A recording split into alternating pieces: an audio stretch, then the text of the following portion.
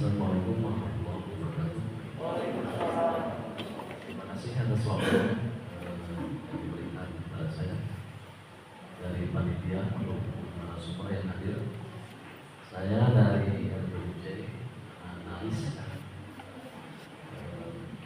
sangat antusias untuk mengikuti geothermal karena beberapa kali di Cianjur saya pernah melakukan diskusi diskusi publik dengan teman-teman yang kemarin waktu demo yang demo geothermal, dan saya ada narasumber juga dari pemerintah. Saya undang juga waktu itu dari PLH dan Bapeda, sehingga seimbang antara pro dan kontra. Dan cuma saya pada waktu itu Bapak Insinyur Ali Hasan tidak ada, sehingga waktu diskusi pada saat itu teman-teman daerah dan dari Bapeda, pemerintah daerah keteteran menghadapi argumen-argumen yang dibangun oleh IBIS. Nah, mungkin pada kesempatan ini kalau saya ingin mengakses ya dengan Pak Ali, dari saya sangat memperhatikan betul apa yang disampaikan. Ini menurut saya penting untuk disosialisasikan lebih jauh gitu Pak. Mungkin ada sedikit rangkuman yang ingin saya tanyakan. Sebetulnya ini bukan pertanyaan saya, tapi pertanyaan dari rangkuman hasil diskusi teman-teman. Makanya saya sudah membuka ini dari semalam. Yang pertama itu Pak Tri, pertanyaan tentang ketidakpastian ilmiah. Dalam kajian sistem geothermal regional seperti yang dilakukan terhadap kawasan Gede Pangrango, sejauh mana ketidakpastian ilmiah ketika pemetaan regional digunakan untuk menentukan lokasi eksplorasi spesifik? Itu yang pertama. Terus yang kedua, resiko tadi sudah dijawab, ada yang disampaikan dalam sosialisasi. Cuman resiko yang tadi dijelaskan sepertinya belum ini detail Pak. Sebenarnya resikonya apa saja ini?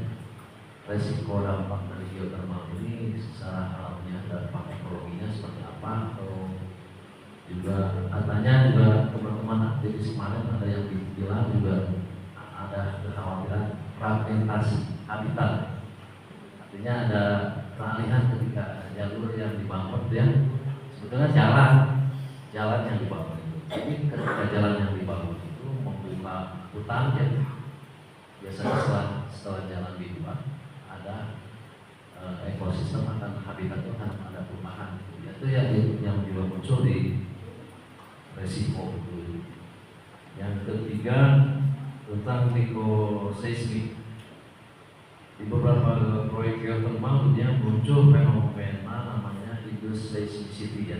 Nah, karena ini forum warga, kalau sama profesor juga diterangkan apa itu induced seismicity dalam bahasa publik. Ini yang terakhir Pak. Jika pembangunan geothermal dilakukan di kawasan sensitif secara ekologis seperti Gunung Gede Pangrango National Park, bagaimana praktik internasional memastikan konsep laut footprint geothermal development benar-benar melindungi ekosistem? Itu mungkin dari pertanyaan hasil diskusi yang kemarin dilaksanakan di RBUJ. Dan yang terakhir lagi Pak, mudah-mudahan Pak Ali juga waktu-waktu bisa kami undang untuk debat. Bukan tempatnya, sebenarnya yang kami harapkan itu ada dialog ya, antara yang tidak paham, yang mungkin belum paham. Karena pahamnya kan beda-beda ya orang itu, yang tingkat A1, 2, 3, 4. Tapi kan itu bisa ketika sosialisasi dicari lama, mungkin mudah-mudahan itu bisa menjadi satu solusi apa. Demikian, wabillahi taufiq wal hidayah. Terima kasih pertanyaannya. Yang pertama tadi apa Pak ya? Yang pertama ketidakpastian ilmiah. Ketidakpastian. Jadi Jadi saya tidak tahu ada isu misalkan penggunaan istilahnya kajian regional untuk penentuan misalkan penentuan ukuran misalkan. Tidak mungkin, Pak. Jadi gini, jadi Bapak Ibu mohon ini ya, ngebor itu kalau gagal itu kan bisa pemboran itu satu sumur itu bisa sekitar 100 miliar gitu ya, bahkan lebih. Anggaplah misalkan 120 miliar misalkan gitu. Jadi kalau dilakukan dengan tidak teliti dan hati-hati itu enggak mungkin. Sama kayak kita gitu. Jadi melakukan kegiatan apapun. Jadi sebagai contohnya segala hal. Kita misalkan mau bangun rumah gitu, ya nggak mungkin asal dibangun gitu.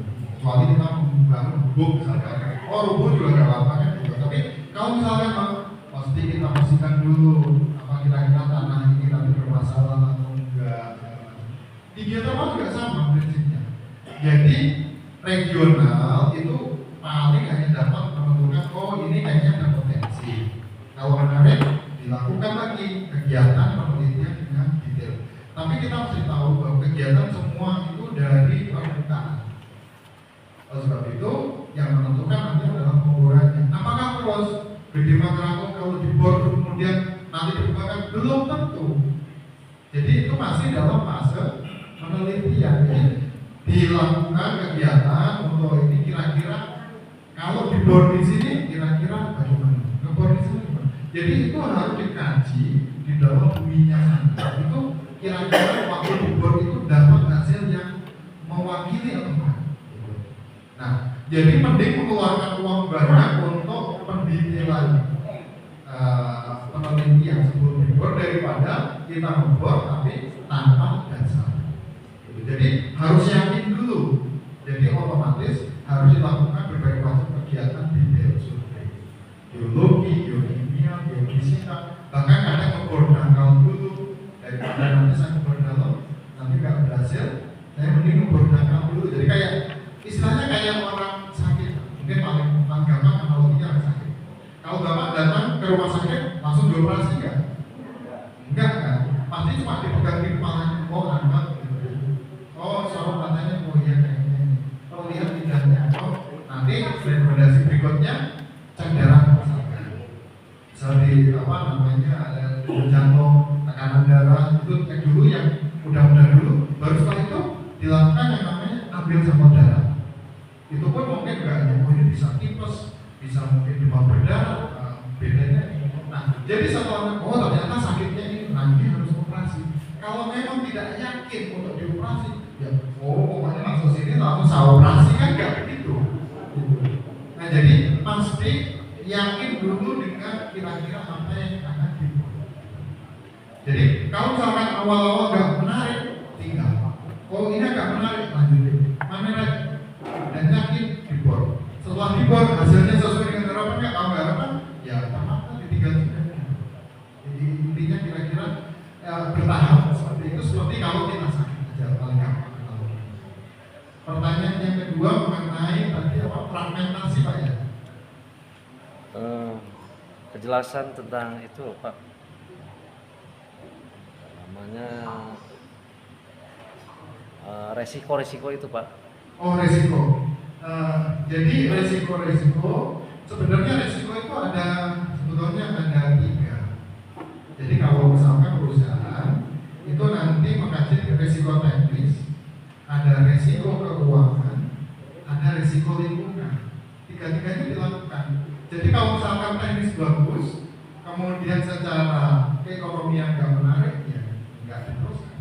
Terus kemudian menarik juga keekonomian, lingkungan, misalkan katakan resikonya tinggi, nggak bisa diintegrasi, misalkan ya nggak dijalankan. Jadi dokumen itu dilaporkan ke pemerintah. Jadi pada saat dokumen ini ternyata misalkan katakan menyatakan bahwa salah satu nggak ekonomis, ya nggak. Jadi teknis itu hanya yang pertama. Kemudian selanjutnya dilakukan namanya kajian ekonomi, menarik atau tidak. Yang ketiga dokumen sosial dan lingkungan. Jadi mengenai bagaimana penerimaan masyarakat, nanti dampak itu juga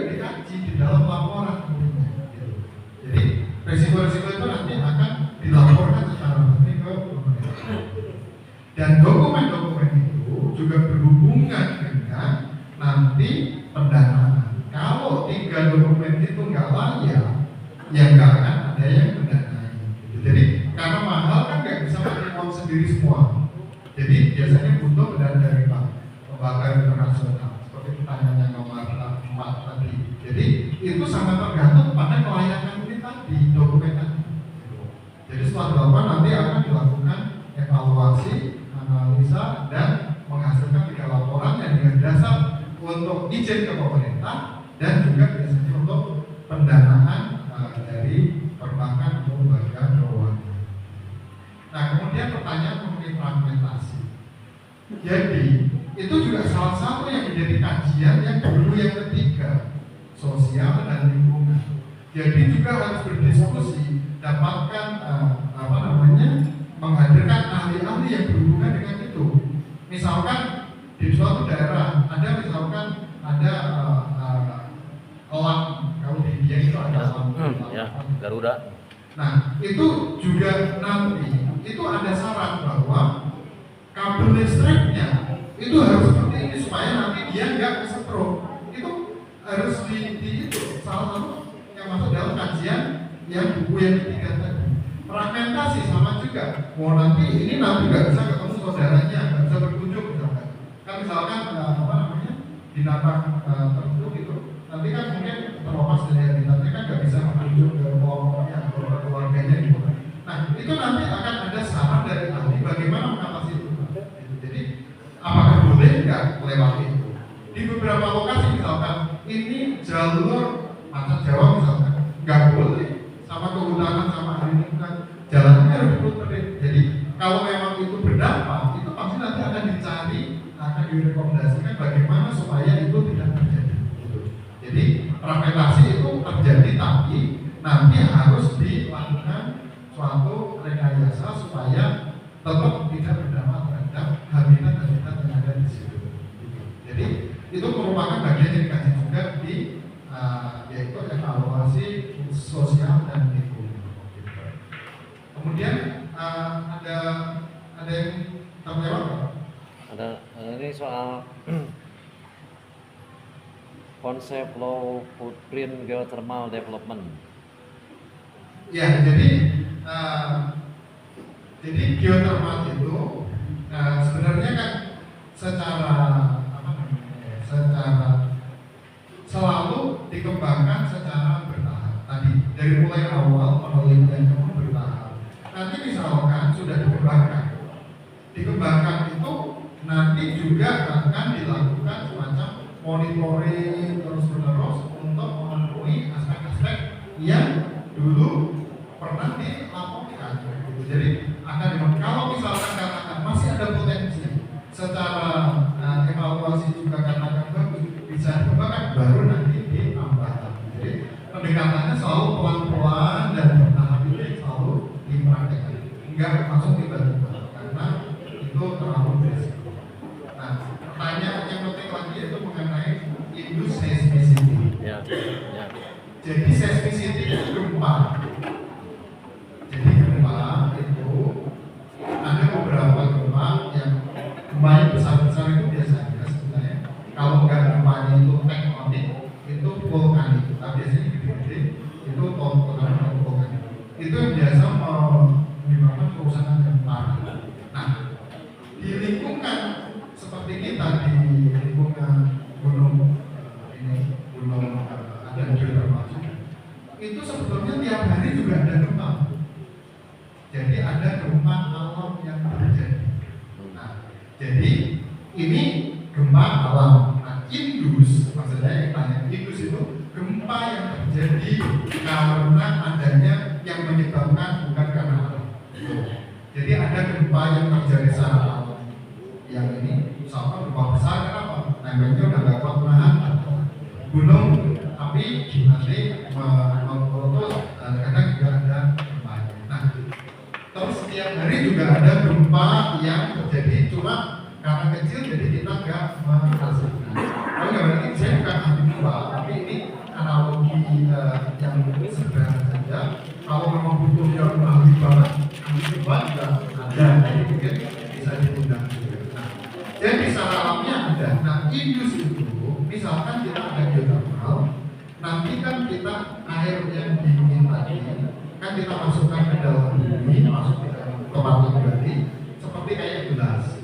Gelas kalau panas, kalau karena air dingin kan pecah. Di dalam bumi juga begitu. Jadi pada saat kita masukkan, itu kemudian waktu dia kena air batuan itu yang panas kena air, itu memang dia rekat. Tapi setelah rekat ya mungkin kalau dia mengalir ke tempat lain belum rekat mungkin jadi rekat. Jadi akhirnya kalau rekat namanya rekat di dalam sana itu jadi kayak menimbulkan gempa, tapi skalanya yang kecil. Nah, gempa yang terjadi di geothermal ini itu jaraknya jauh dengan yang tumbukan yang lempeng tadi. Jadi geothermal itu kalau dari data-data yang ada, biasanya gempa-gempa kecil yang terjadi karena geothermal itu biasanya sampai kedalaman sekitar 3.000 meter. Sementara gempa yang ini kan mungkin daerah sini juga sering gempa. Pusat gempa mungkin malah gempanya bukan di sini, mungkin di laut India. Dan kedalamannya biasanya agak 15 kilo. Kalau dangkal 10 kilo biasanya agak berbeda. Jadi lokasinya yang terjadi gempa yang besar itu di dalam. Terus apakah yang kecil itu terlalu jauh karena nggak mampu menyebabkan gempa besar itu terjadi. Energinya nggak terlalu cukup kalau geothermal menyebabkan itu. Pernah ada gempa besar di Korea Selatan, tapi itu bukan geothermal seperti di Indonesia. Kalau di Indonesia belum pernah ada laporan yang bisa men-trigger itu. Tapi yang di Korea itu karena sistemnya berbeda. Jadi yang di Korea itu sistemnya seperti ini. Awal. Nah, geothermalnya yang di Indonesia yang ini kita ikan Indonesia. Kemudian saya sekarang tahun lalu sampai sekarang baru mau selesai kerjaan dulu di Belanda, sekarang di India yang model yang ini. Jadi di lapangan minyak itu karena kalau dalam sama kayak kita sumur airnya kan juga agak karena bumi kita makin dalam makin. Nah, yang disebut di media-media itu yang indus seismicity yang cukup besar itu seperti diceritakan misalnya di Basel di Swiss, di Jerman juga. Kemudian pernah terjadi juga di Korea dengan Kuwait. Itu sistem yang seperti itu. Jadi ini ngebornya dalam sekali, dan batuannya itu memang nggak ada pori-porinya, jadi memang harus ditekan kemudian pecah. Nah, kebetulan di Korea itu ada yang tidak, kemudian waktu dipecahin itu geser, ada yang kayak apa istilahnya, kayak kalau bahasa Indonesia kayak sesar yang besar sehingga menyebabkan gempa 5 meter. Nah, sehingga gitu. Tapi kalau di Indonesia di dalam sistem yang ini belum pernah dengar ada peristiwa yang terjadi. Tapi kalau mau pakai undang ahlinya mungkin bisa diundangkan. Oke. Mohon izin karena sudah menunjukkan bukan berbuka puasa.